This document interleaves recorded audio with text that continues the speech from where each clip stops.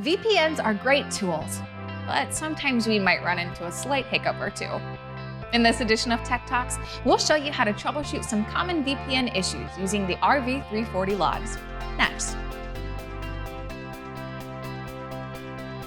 IPsec VPN, or Virtual Private Network, allows you to securely obtain remote resources by establishing an encrypted tunnel across the internet. To start things off, we'll click on System Configuration, then select Log. First, we'll need to make sure that the log is enabled. We can leave the log buffer at the default value of 1024. For severity, we'll choose the debugging. For our category, we'll choose All. We'll go ahead and apply these changes. Next up, we'll head over to Status and Statistics for a few fun facts on our VPN. We'll choose to view logs. For the category, we'll deselect All and individually check VPN and SSL VPN. We're only going to be looking at VPN traffic. For severity, we'll stick with All. Okay, so before we get too hasty and show those logs, we'll have to make sure we try and establish a VPN connection first and foremost. After that's done, we'll move on and click on Show Logs. After the logs pop up, we'll see that our VPN connection failed. When we search through the logs, we can see messages that are failing.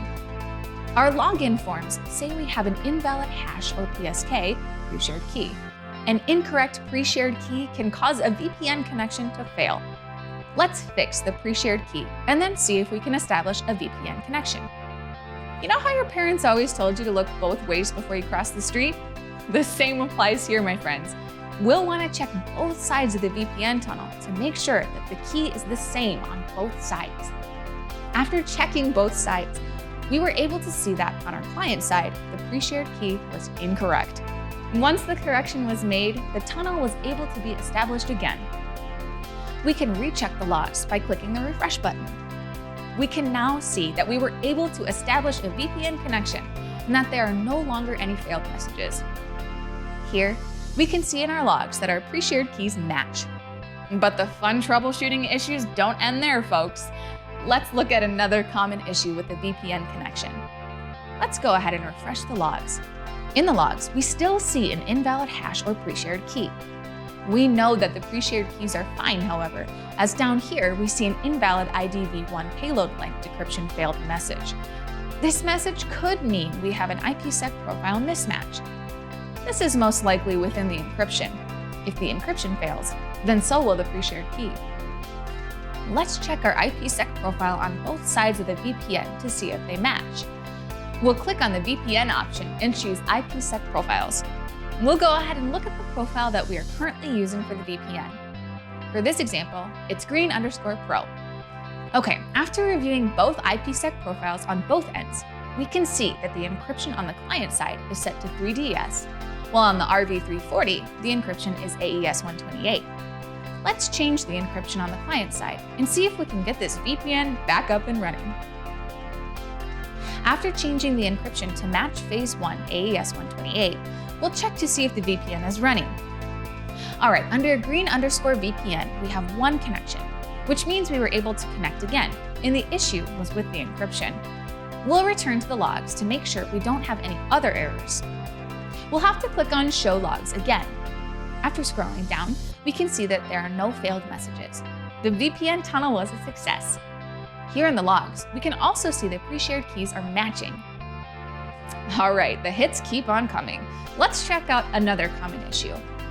We can go ahead and clear our logs and try to connect to the VPN again. Once we try to connect, we'll refresh the logs. Right now, we don't see any traffic in our logs. Oftentimes, when we don't see any logs, it could be a sign that the router isn't receiving any VPN traffic. To fix this, we first want to make sure that both of the VPN ends have an internet connection. If they do, we can check the firewall on the router, as well as on the PC we're working on, to make sure no corresponding traffic is blocked. Another possible issue is having an incorrect public IP address. When we check the client side, we can see that the remote gateway is incorrect. Let's correct this and try again. After correcting the public IP address on the client side, we're able to successfully connect to the VPN. I'll check the logs again. Here we can see our logs, and we shouldn't see any failed messages since we were successful. Think we're done saving the day? not so fast. Let's check out another common issue. After we've tried to establish a VPN connection, let's click refresh and look at the logs.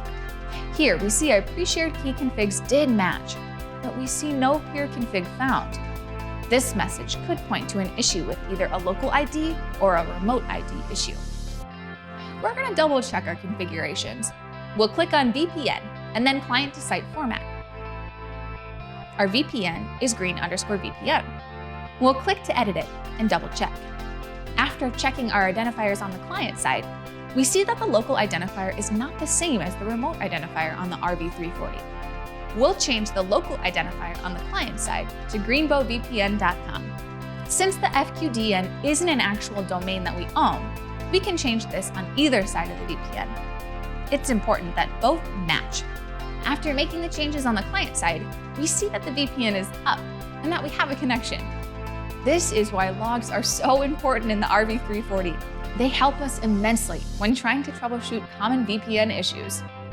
Those are just a few of the common VPN issues and how to troubleshoot them using router logs.